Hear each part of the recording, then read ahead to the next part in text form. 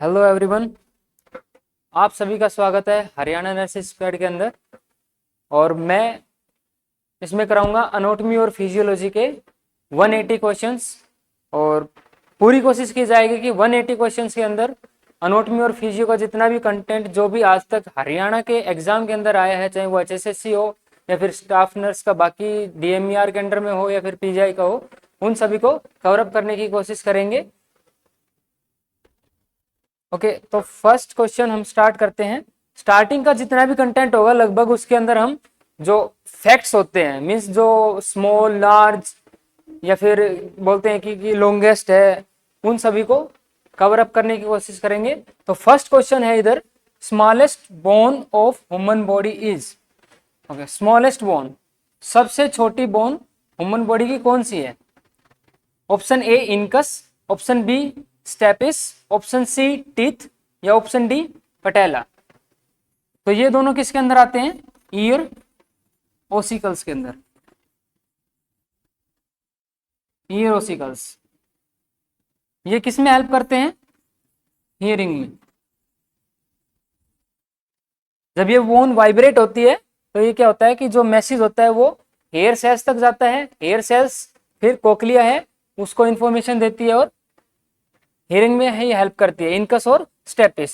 उसके बाद टीथ है। टीथ की एक फैक्ट है कि इसका जो इनेमल होता है, टीथ इनेमल स्ट्रोंगेस्ट पार्ट है ह्यूमन बॉडी का। और पटेला है, ये एक टाइप की सिस्मोइड बोन है। Sesamoid bone. ओके, तो इसका करेक्ट आंसर क्या होगा? स्टेपिस। स्टेपिस जो बोन है वो स्मॉलेस्ट बोन होती है ह्यूमन बॉडी के अंदर। Second question, longest muscles of human body is. Longest muscles की बात की है। अच्छा, एक और बात की, जो हमने अभी स्मॉलेस्ट बोन पढ़ी थी स्टेपिस, वैसे ही लॉन्गेस्ट बोन भी है। लॉन्गेस्ट बोन, और longest bone of human body is femur.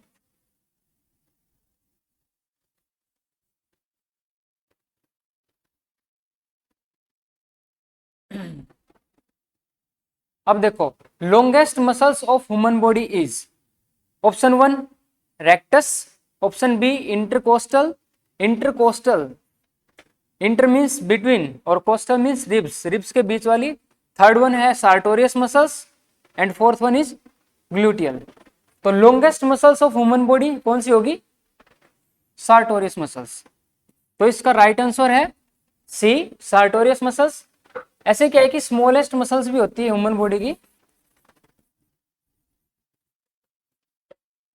Smallest muscles. और ये क्या है? स्टेपिस बोन की मसल्स होती है, stapedius. Stapedius muscles human bone, human being की सबसे छोटी मसल्स होती है और सबसे बड़ी सार्टोरियस मसल्स होती है। Next one is longest nerve of human body. अब लॉन्गेस्ट नर्व की बात आई है। First option sciatic, second trochlear, third one is vagus and fourth one is trigeminal. ये तीनों क्या है? क्रेनियल नर्व होती है। ट्रोक्लियर नर्व कौन सी है? फोर्थ क्रेनियल नर्व है। वेगस 10th क्रेनियल नर्व है और ट्राइजेमिनल 5th क्रेनियल नर्व है। तो सियाटिक नर्व है, ये लॉन्गेस्ट नर्व होती है ह्यूमन बॉडी के अंदर। ऐसे क्या होता है, स्मॉलेस्ट नर्व भी होती है, smallest nerve of human body. और स्मॉलेस्ट नर्व कौन सी होती है? ट्रोक्लियर। इसका जो लेंथ है अप्रोक्स 25 mm का होता है। और जो सियाटिक नर्व है ये 36 to 39 सेंटीमीटर होती है। Next one, smallest cell of human body. ये क्वेश्चन इजीली है, लगभग सबको पता ही होता है कि स्पर्म है वो स्मॉलेस्ट सेल होती है और इसका साइज होता है वो है 4 माइक्रोमीटर। उसके बाद ओवम है, ये क्या है? लार्जेस्ट सेल है ह्यूमन बॉडी के अंदर और इसका साइज होता है 0.1 mm और ये 20 टाइम्स लार्ज होती है स्पर्म से। तो स्मॉलेस्ट सेल है स्पर्म 5 माइक्रोमीटर और लार्जेस्ट सेल है ovum that is 0.1 mm। Next question is largest artery of human body. Okay, largest artery अगर बात करें तो femoral artery option A, popliteal artery option B, third coronary artery और D aorta. Femoral artery femur bone के पास से निकलती है। पोप्लिटिल आर्टरी ये जो पोस्टीरियर पोर्शन होता है नी के पोस्टीरियर पोर्शन पे होती है पोप्लिटिल आर्टरी, और कॉर्नरी आर्टरी होती है ये हार्ट को ब्लड सप्लाई करती है।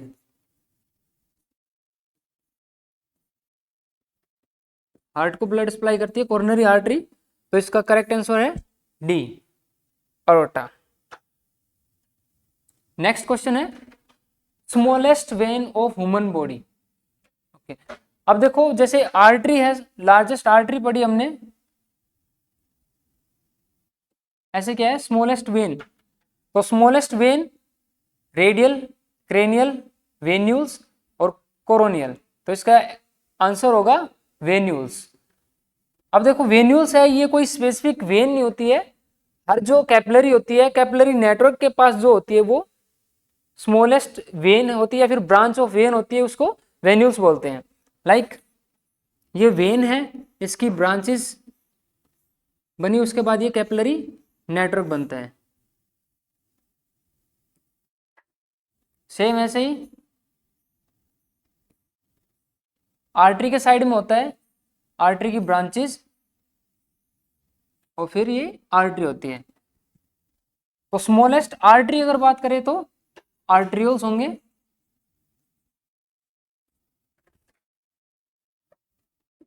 और स्मॉलेस्ट वेन की बात करें तो वेन्यूल्स।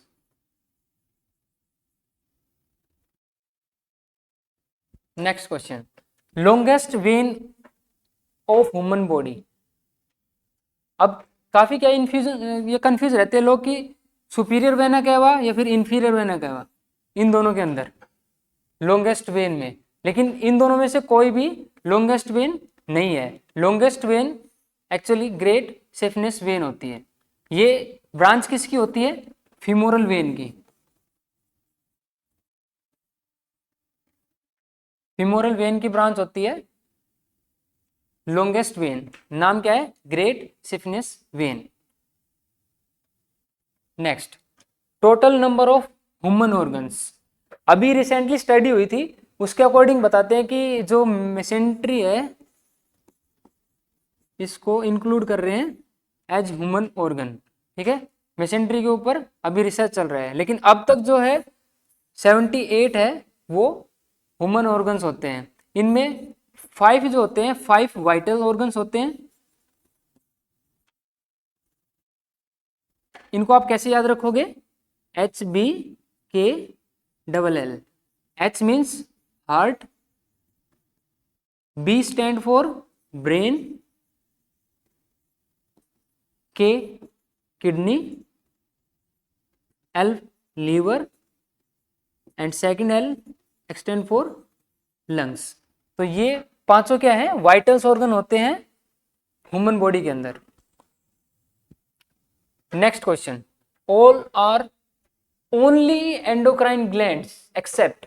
ओनली मीन्स कि ये सिर्फ बाकी जो है वो एंडोक्राइन ग्लैंड्स है, लेकिन एक ऐसी ग्लैंड है जो बोथ एंडो और एक्सो होती है।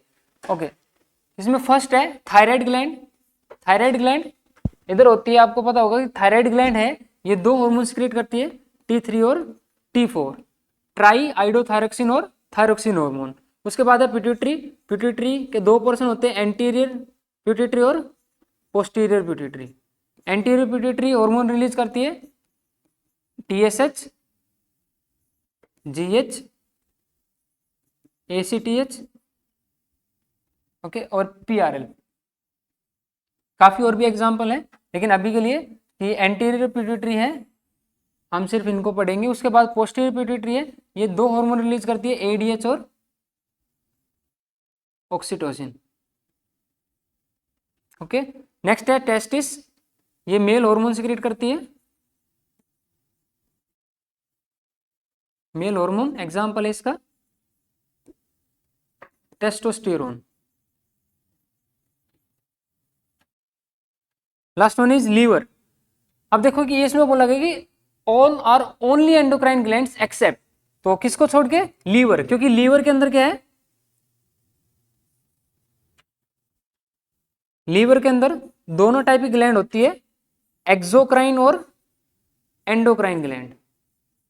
एक्सोक्राइन ग्लैंड का एग्जांपल बाइल, और एंडोक्राइन के अंदर जो क्लोटिंग फैक्टर होते हैं लाइक फिब्रिनोजन और प्लाज्मा प्रोटीन्स होते हैं, एल्ब्यूमिन एंड ग्लोबुलिन।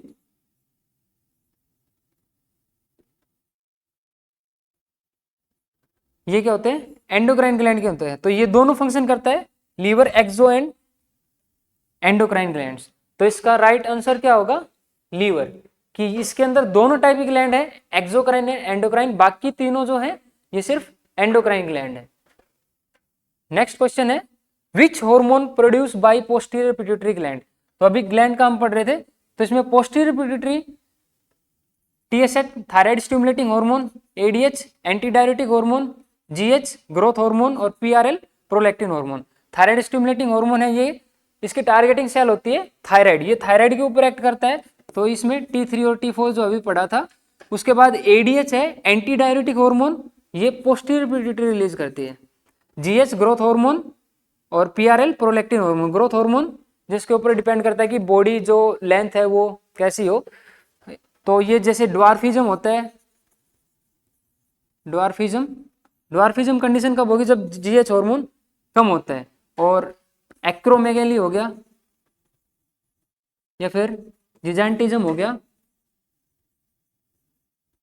ये कंडीशन कब होती है? जब GH हार्मोन का सिक्रीशन ज्यादा होता है बॉडी के अंदर। ऐसे PRL है प्रोलैक्टिन हार्मोन, ये हेल्प करता है in the secretion of milk. Okay, तो इसका राइट आंसर क्या होगा? Which hormone produce by posterior pituitary. Thyroid stimulating hormone, GH और PRL, ये तीनों एंटीरियर पिट्यूटरी रिलीज करती है, और जो ADH होता है ये रिलीज करती है पोस्टीरियर पिट्यूटरी। तो इसका राइट आंसर है बी। ओके, नेक्स्ट क्वेश्चन है largest cavity of human body.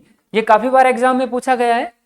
तो थोरेक्स कैविटी के अंदर रेस्पिरेटरी ऑर्गन्स होते हैं, पेल्विक कैविटी के अंदर यूरिनरी सिस्टम के जितने ऑर्गन होते हैं, क्रेनियल कैविटी के अंदर ब्रेन होता है, और एब्डोमिनल कैविटी है इसके अंदर एब्डोमिनल ऑर्गन्स होते हैं। तो इसके अकॉर्डिंग लार्जेस्ट जो कैविटी होगी वो कौन सी होगी?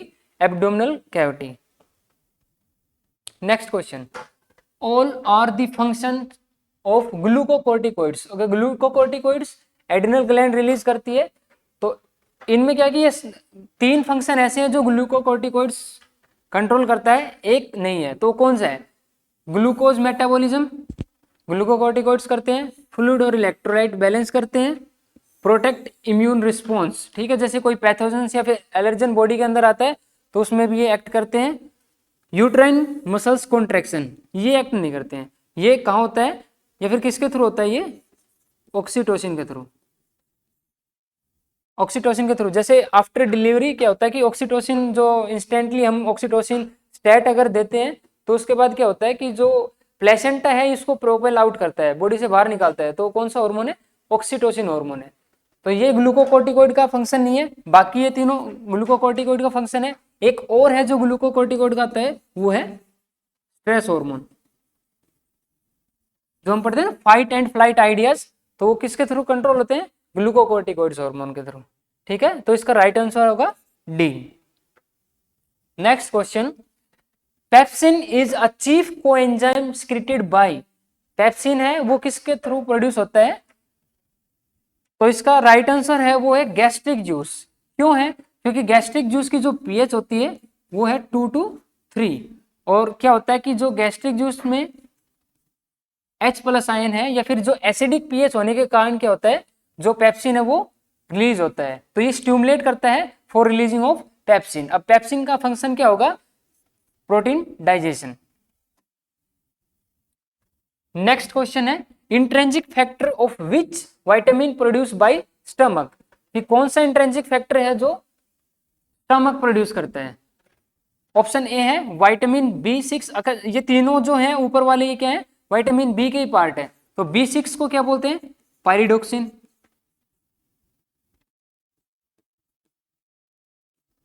B12 है, इसको बोलते हैं साइनोकोबालामिन, या फिर मिथाइल कोबालामिन भी बोलते हैं।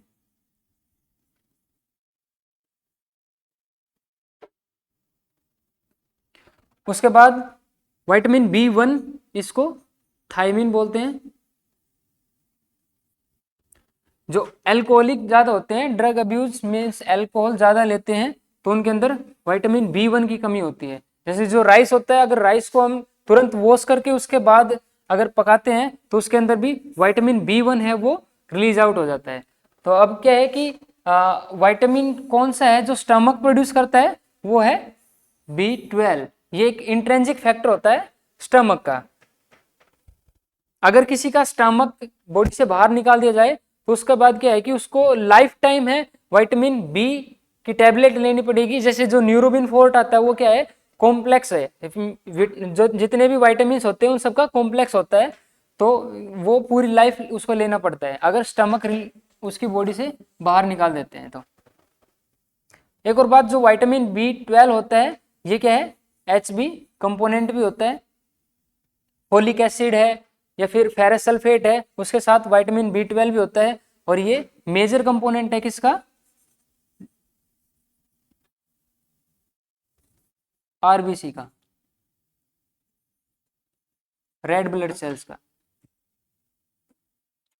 Next, trypsin, trypsinogen convert into trypsin by. Trypsinogen से ट्रिप्सिन कौन कन्वर्ट करता है, फर्स्ट वन ट्रिप्सिनोजन है, ये पैनक्रियाज से प्रोड्यूस होता है लेकिन इनएक्टिव फॉर्म में होता है। इसको एक्टिव फॉर्म ट्रिप्सिन में कन्वर्ट करना इसका काम होता है स्मॉल इंटेस्टाइन के अंदर, स्मॉल इंटेस्टाइन। और स्मॉल इंटेस्टाइन का कौन सा एंजाइम होता है, enterokinase. Entero means small intestine, entero, तो entero means small intestine.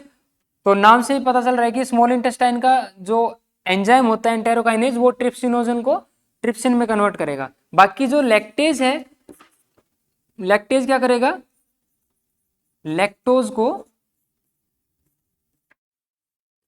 Galactose plus glucose इसमें कन्वर्ट करता है। ये न्यूक्लियस है, न्यूक्लियस नहीं न्यूक्लियस, न्यूक्लियस क्या करता है, जो हमारे न्यूक्लियोटाइड्स होते हैं, न्यूक्लियोटाइड्स, मेनली न्यूक्लियोटाइड्स किसको बोलते हैं, डीएनए और आरएनए। तो डीएनए अगर इसके पीछे लगा दे एज, डीएनएज आरएनएज, तो एज मीन्स एंजाइम, मीन्स जो कैटालिटिक एक्टिविटीज करेंगे। तो न्यूक्लियोटाइड्स, डीएनए और आरएनए का ब्रेकडाउन कौन करता है, न्यूक्लियस। अमाइलेज है, ये स्टार्च को डाइसैकेराइड और पॉलीसैकेराइड यूनिट के अंदर कन्वर्ट करता है।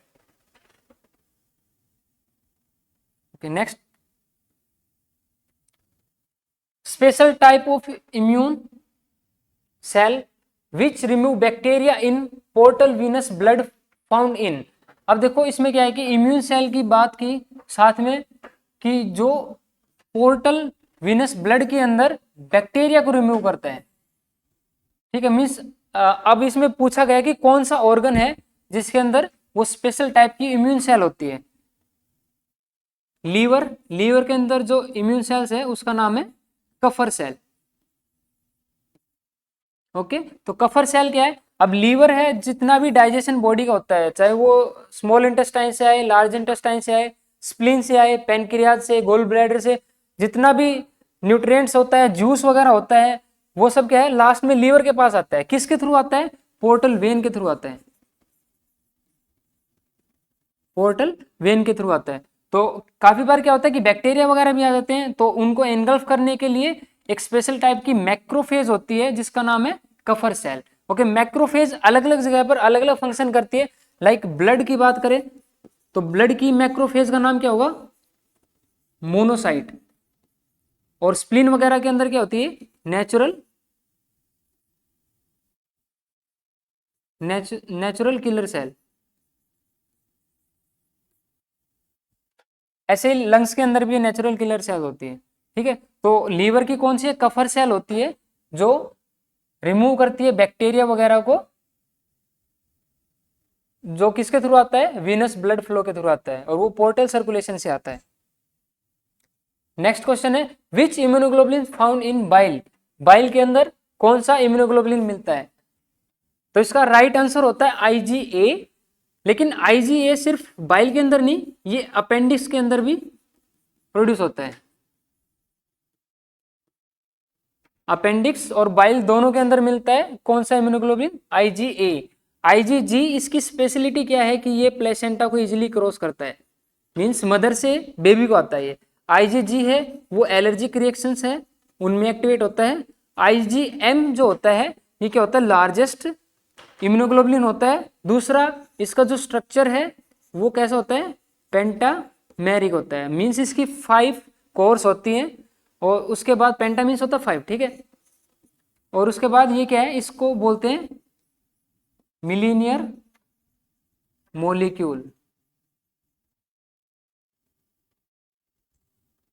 मिलीनियर मोलिक्यूल के नाम से भी जाना जाता है आईजीएम को, ठीक है। तो इसका राइट आंसर क्या होगा, आईजीए। नेक्स्ट क्वेश्चन है sphincter of OD is located at the entrance of, किसके एंट्रेंस पर स्पिंटर ऑफ ओडी मिलता है।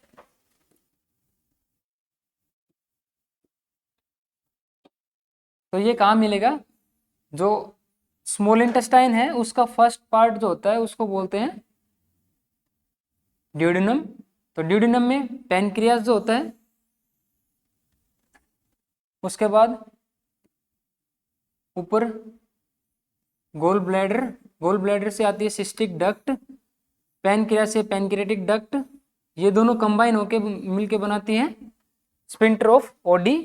और जो इन सब की ओपनिंग होती है ड्यूडेनम के अंदर उसको बोलते हैं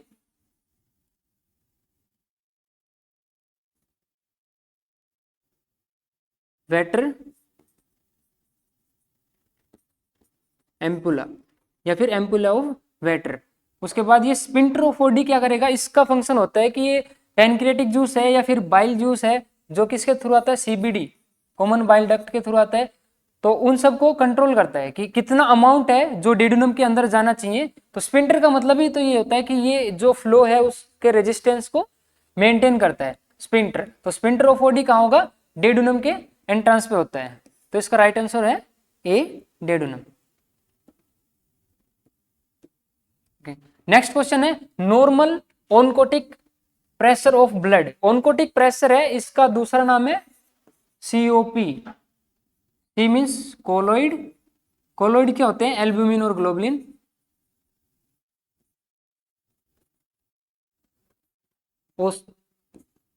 ओस्मोटिक प्रेशर, ओके। तो नॉर्मल ओनकोटिक या फिर हम बोल सकते हैं COP, colloid osmotic pressure normally कितना होता है 25 mm ऑफ Hg। अच्छा 50 mm ऑफ Hg क्या होता है, हाइड्रोस्टैटिक प्रेशर होता है। नॉर्मल हाइड्रोस्टैटिक प्रेशर है वो होता है 50 mm ऑफ Hg। इसका राइट आंसर होगा 25 mm ऑफ Hg। नेक्स्ट है RBC life span in foetus age, okay. तो क्वेश्चन क्या कह रहा है कि लाइफ स्पैन किसके, फीटस के अंदर कितना होता है। अडल्ट का होता है 120 डेज, ऐसे जो फीटस होता है उनका लाइफ स्पैन थोड़ा कम होता है, वो है 80 डेज। तो इसका राइट आंसर होगा 80 दिन। 80 दिन के अंदर क्या होता है, एक आरबीसी डेड हो जाती है किसके अंदर, फीटस के अंदर। अडल्ट के अंदर इसका 120 डेज तक होता है, ओके। नेक्स्ट क्वेश्चन है which blood cell has no nucleus, किस ब्लड सेल्स के अंदर न्यूक्लियस नहीं होता है। अगर बात करें डब्ल्यूबीसी की, तो डब्ल्यूबीसी ग्रेनुलोसाइट और ए ग्रेनुलोसाइट दो टाइप की होती है। ग्रेनुलोसाइट मेनली फिर 3 टाइप्स होते हैं, न्यूट्रोफिल्स, बेसोफिल्स और एजिनोफिल्स। ऐसे ए ग्रेनुलोसाइट है, इसके 2 पार्ट होते हैं, लिम्फोसाइट और मोनोसाइट। अब इसके अंदर क्या होता है, ग्रेन्यूल्स होते हैं, इसके अंदर ग्रेन्यूल्स नहीं है। लेकिन न्यूक्लियस किसके अंदर नहीं होता, आरबीसी। आरबीसी के अंदर न्यूक्लियस नहीं होता है। एक आरबीसी का डायमीटर नॉर्मली 7 माइक्रोमीटर होता है। प्लेटलेट्स, प्लेटलेट्स इसको थ्रोम्बोसाइट ही बोलते हैं और इसका फंक्शन होता है कोagulation में। तो इसका राइट आंसर होगा रेड ब्लड सेल्स, जिसका दूसरा नाम इरेथ्रोसाइट। व्हाइट ब्लड सेल्स इसको बोलते हैं ल्यूकोसाइट।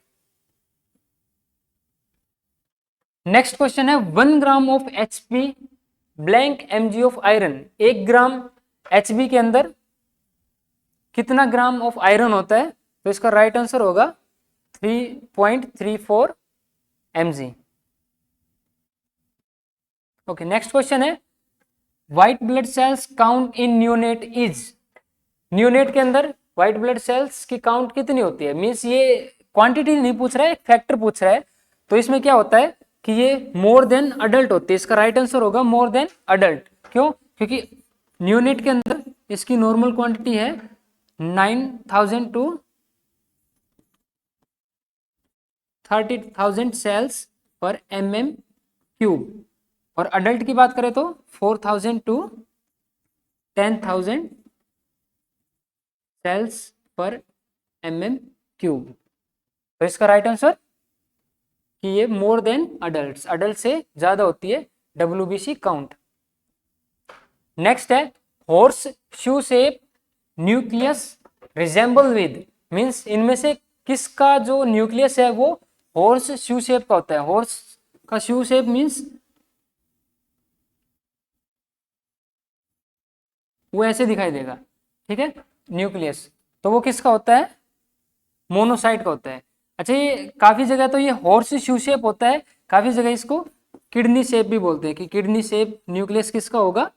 मोनोसाइट का होता है। लिम्फोसाइट जो होती है इसका डीप स्टेन्ड होता है, मींस जो स्टेन जिसके अंदर डाई डाली जाती है वो डीप स्टेनिंग हो जाएगी तो वो लिम्फोसाइट को शो करेगी। न्यूट्रोफिल्स होता है, इसका जो न्यूक्लियस है ये मल्टी लोब्ड होता है, मल्टी लोब। और जो भी कोई इन्फेक्शन होता है तो फर्स्ट जो इम्यून सेल्स पहुंचती है उस पर तो वो न्यूट्रोफिल्स जाती है। उसके बाद एजिनोफिल्स, इसका क्या होता है? ये बाई लोब न्यूक्लियस होता है। इसका जो न्यूक्लियस उसके 2 लोब होते हैं। मल्टी लोब न्यूक्लियस न्यूट्रोफिल्स का होता है और मोनोसाइट है ये किडनी या फिर हॉर्स शू शेप न्यूक्लियस होता है और लिम्फोसाइट है ये डीप स्टेन्ड होता है। तो इसका right answer monocyte. Next question है T lymphocyte is an example of. T lymphocyte, तो लिम्फोसाइट मेनली कहाँ होती है? लिम्फ वेसल्स या फिर लिम्फ ऑर्गन के अंदर। लिम्फ ऑर्गन जैसे स्प्लीन, थाइमस ग्लैंड होता है। उसके बाद ये पूछा है कि किसका एग्जांपल है ये? ह्यूमरल इम्यूनिटी या फिर सेल मेडिएटेड इम्यूनिटी। अब ह्यूमरल इम्यूनिटी है ये मेनली वर्क होता है बी लिम्फोसाइट का। बी लिम्फोसाइट मींस जो मेमोरी सेल होती है, मेमोरी सेल ह्यूमरल इम्यूनिटी के अंदर आती है। मींस ये मेमोरी मतलब ये रिकॉर्ड कर लेते, जैसे कोई इन्फेक्शन हुआ नेक्स्ट टाइम अगर हमें होता है तो बी सेल उस स्पेशल टाइप के एंटीबॉडी को वहां भेजती है। जैसे कि बोलते हैं ना कि जो स्मॉल पॉक्स होता है एक बार हो गया तो दोबारा नहीं होगा, तो वो क्यों नहीं होता दोबारा? क्योंकि बी लिम्फोसाइट वहां एक्ट करती है। तो ये कौन सा होता है? Humoral immunity. उसके बाद होता है सेल मेडिएटेड। तो सेल मेडिएटेड लाइक बोलते हैं ना CD4 या फिर CD10, CD8, तो ये सब क्या होते हैं? सेल मेडिएटेड है। तो CD4, CD8 ये सब किसके अंदर आते हैं? लिम्फोसाइट के अंदर। तो सेल मेडिएटेड इम्यूनिटी किसकी होती है? टी लिम्फोसाइट की। तो इसका राइट आंसर होगा बी। नेक्स्ट क्वेश्चन है blood group was discovered by. Okay, उससे पहले जितने भी उन सब का पढ़ते हैं, जैसे कि अलेक्जेंडर फ्लेमिंग है, अलेक्जेंडर फ्लेमिंग ने डिस्कवर की थी पेनिसिलिन ड्रग, एंटीबायोटिक जो है। एएस वेनर जो है, एएस वेनर अकेले नहीं, इसने कार्ल लैंडिस्टर के साथ मिलके RH फैक्टर है इसकी खोज की थी। और स्पेशल अगर कार्ल लैंडिस्टर की बात करें तो इसने ब्लड ग्रुप ABO जो ब्लड ग्रुप होता है उनकी खोज की थी। रॉबर्ट कोच जो है इसने ट्यूबरकुलोसिस TB की खोज की थी। नेक्स्ट क्वेश्चन है thickest layer of heart is. अब पेरिकार्डियम है, पेरिकार्डियम क्या होता है? इसकी 2 लेयर हो जाती हैं, एक होती है पैराइटल और सेकंड है विशरल। पैराइटल होता है जो ऑर्गन से दूर होती है, और विसरल्स जो ऑर्गन के साथ अटैच होती है। तो पेरिकार्डियम है, इन दोनों के बीच में एक फ्लूइड होता है जिसको हम बोलते हैं सीरस फ्लूइड। ये लुब्रिकेटिंग फ्लूइड होता है, और जो पंक्चर वगैरह हो या फिर रबिंग हो उससे बताता है। तो पेरिकार्डियम। मायोकार्डियम है, मिडल लेयर होती है, तो ये आउटर मोस्ट लेयर होगी। मायोकार्डियम है, मायोकार्डियम सेकंड है, और सेकंड लेयर है, इसकी कनेक्टिव टिश्यू होते हैं इसके अंदर, और जो नर्व कंडक्शन वगैरह होता है, मैक्सिमम जो ब्लड सप्लाई होती है, तो इसके अकॉर्डिंग क्या होता है कि ये थिक लेयर बन जाती है मायोकार्डियम। ठीक है, connective tissue, nerve supply, blood supply हो गया, तो ये थिकेस्ट लेयर हो जाती है। इसका राइट आंसर होगा बी, मायोकार्डियम। एंडोकार्डियम है, इनर लेयर होती है हार्ट की, और एपिकार्डियम होता है। एपिकार्डियम क्या होता है?